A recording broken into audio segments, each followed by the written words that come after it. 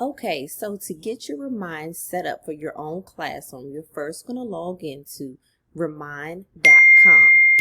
Once you log in to your personal account, you'll set it up with your name, what you want parents to see when they log in, and then you will set up your own password. In order to do this, you're going to once you log in, your name's going to pop up at the top left, and then you're going to go to Add Classroom. I've already added a classroom for this year, so this classroom's name was second grade 2022-2023. I just typically do whatever grade I'm teaching and then whatever year it is, and from year to year I update the year or the grade as it changes.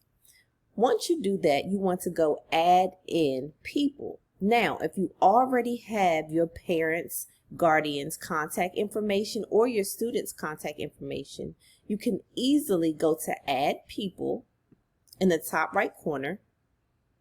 You can add the student's name right here in this category, and you can contact them by phone or email. If you don't have students' personal contact information, if they're younger students and don't have a cell phone, you could then go to parent name. When you toggle over to the parent column, you'll get a list of 5 possible parents you can put in. You can always add more. You can go ahead and put that parent's name or the student's name if you want to link the parent with the student, and then whatever telephone number or email address you have for them. Now, if you do not have your parents' or guardian's contact information, you can easily print off a printable PDF for your parents and pass it out to them. Or here's an example of the printable PDF. You can just print this out, or you can download it and then email it out to your parents, and it'll give them step-by-step instructions on how to set up or link the Remind to their phones.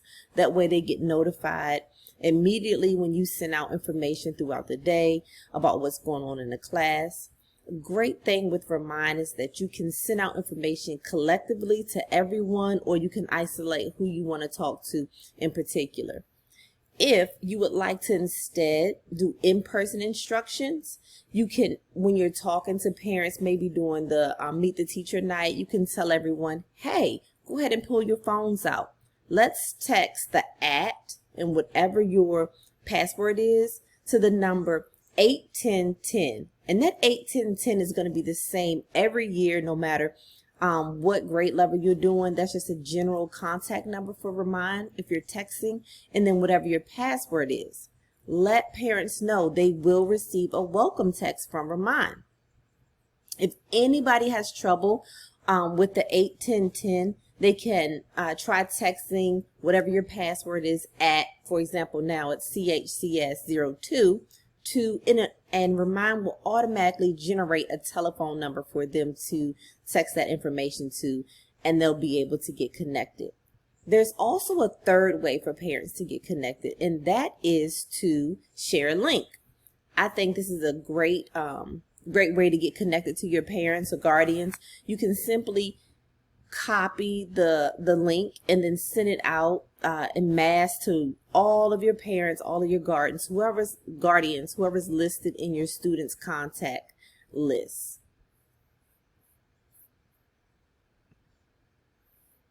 After you set up your class Remind, you have all your parents logged in and linked to you. You have different settings in your classroom. You can make it visible to other people. You can change the rights at the end of the class school year. You can archive the classroom. You can easily remove participants. I always turn my settings to participants can only message the class owners and can't see what others in the class are saying. That way, for security purposes, other parents can't see what you're saying to another parent, and they can't communicate with each other because the dialogue can get pretty lengthy when you allow that. Another great feature with Remind is that you can upload files for everyone to see, and you can also refer back to them later, and so can the parents if they miss something. You can say, hey, I sent that image out on September the 19th. If you scroll back, you'll see it. Or, hey, I posted a study guide yesterday. Want to make sure everybody saw it. And it gives you a history of all of the attachments that you've sent out. If you have multiple classes, you can see all of the classes that you joined right here in the left. And you can very easily click on them to toggle in between classrooms.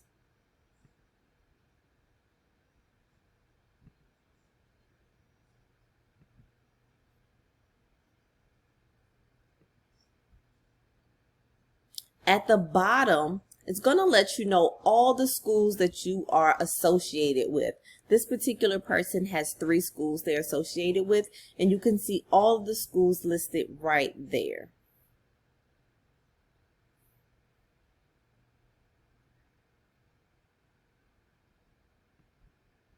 When you're ready to create a new message, you can do new message, then select the class that you want to send the message to, hit continue.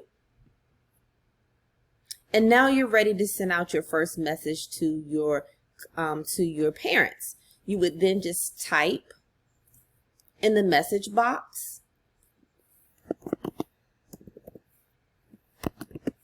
Once you do so, you're able to then make attachments. You can attach different content, PDFs, documents, pictures, right there with the attachment button. You can also translate to different languages. In addition to that, I love this tool. You can schedule when you want your messages to come out. So if you're just trying to be prepared and get ahead, and you know you need to schedule something for Monday at 8 a.m., you need parents to know that that students need to bring their water bottles. It's going to be very hot. Or plans have changed. We're not going to have PE. You can schedule your message to go out at any particular time in the future by using the schedule message button.